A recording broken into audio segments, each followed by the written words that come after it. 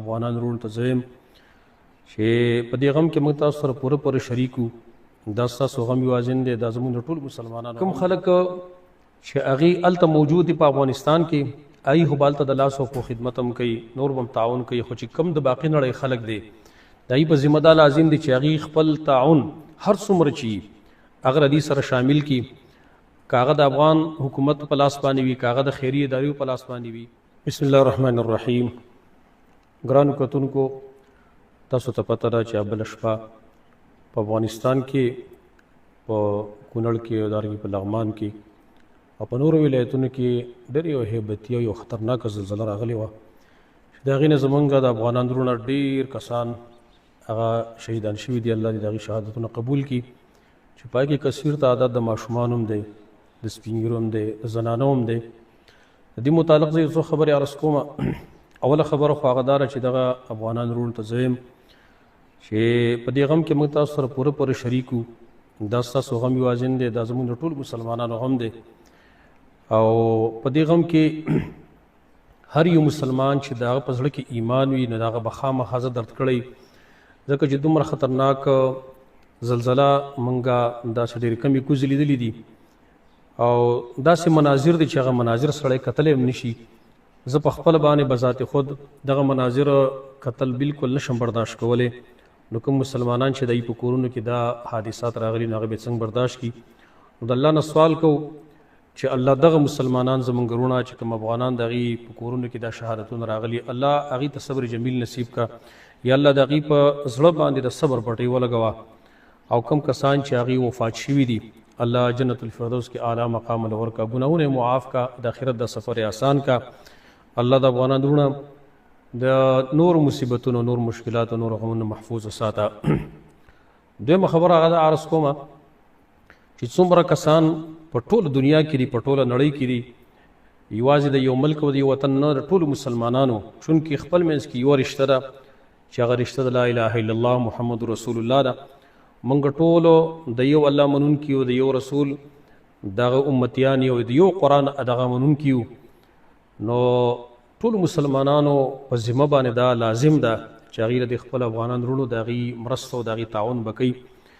کوم خلک چې هغوی هلته موجود دي په افغانستان کې، هغوی خو به هلته د لاس او پښو خدمت هم کوي، نور به هم تعاون کوي، خو چې کوم د باقي نړۍ خلک دی د هغوی په ذمه دا لازم دی چې هغوی خپل تعاون هر څومره چې هغه ردي سره شامل کړي، که هغه د افغان حکومت په لاس باندې وي، که هغه د خیري ادارو په لاس باندې وي. نو په هر مسلمان دا فرض دی چې هغوی څه نه څه وس رسیږي نو د هغوی خپل نمایندګان به کیدای شي هلته موجود وي، د چا سره بې رابطه ای سره د خپل تعاون هغه شامل کړي. درېیمه خبره هغه دا کوم زموږ د حکومت وخت نه د خیبر پی کې او د ټول پاکستان د حکومت نه دا مطالبه ده چې څومره خیري ادارې دي دلته په پاکستان کې او د خیر ښېګړې کارونه کوي، لکه په سیلاب کې اوس هغوی فی الحال مصروف هم دي. دا کوم سیلابونه چې په پاکستان کې راغلي دي، په بونیر کې او سوات کې او دارنګې په پنجاب کې، هلته هغوی مصروفه دي. نو دغه شان هغوی ته اجازت ورکړلی شي چې دا مسلمانان دی ولاړ شي هلته او د دغه خپل افغانان وروڼو د هغوی مرسته وکړي، د هغوی سره د لاس خپو خدمت وکړي. د یو کورونه نړېدلي دي، داسې مناظر چې دا سړي زړه دردوي، هغه سړی برداشت کولی نه شي.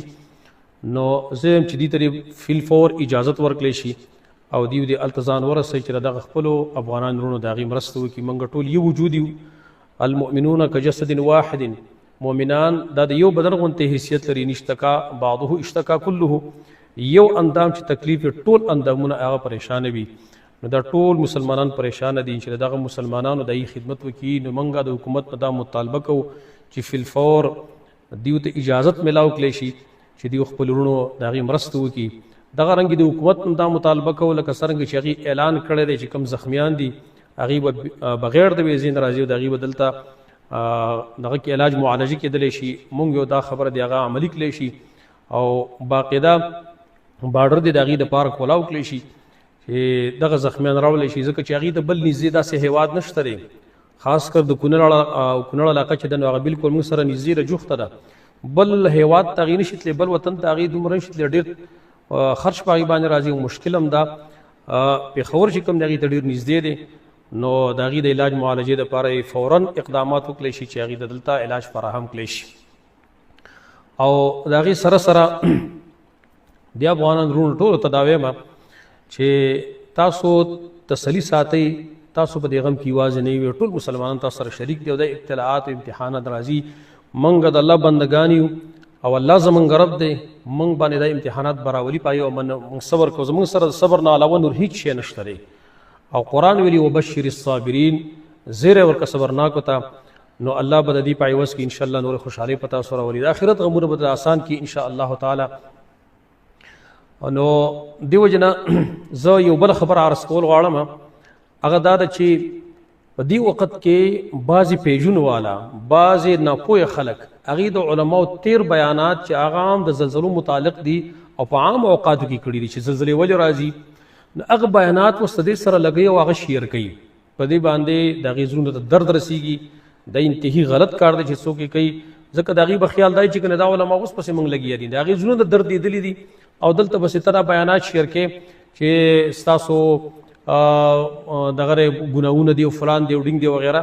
دا ډېر غلط کار دی. زه دغه ملګرو ته درخواست کوم چې په دې ټیم کې دغه بیانات تاسو مه شیر کوئ او دې ملګرو ته تسلي ضرورت دی چې هغې ته تسلي ورکړلی شي.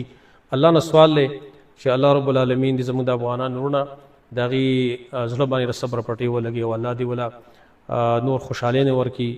او په اخره کې د افغان حکومت د هغې زه خراج تحسین ته پیش کوم چې د دې محدود وسایلو، د کم وسایلو سره هغې داسې خدمت کړی دی د خپلو وطن خلکو چې هغه بالکل د تصور نه بار دی، د تصور نه بار دی. الله دې کامیاب ټول لري او دغه پیغام او زما دې ټول مسلمانانو ته الله دې موږ د آینده کې د هر قسم مشکلاتو نه ټول مسلمانانو ساتي. جزاکم الله خیر. السلام علیکم ورحمۃ اللہ وبرکاتہ.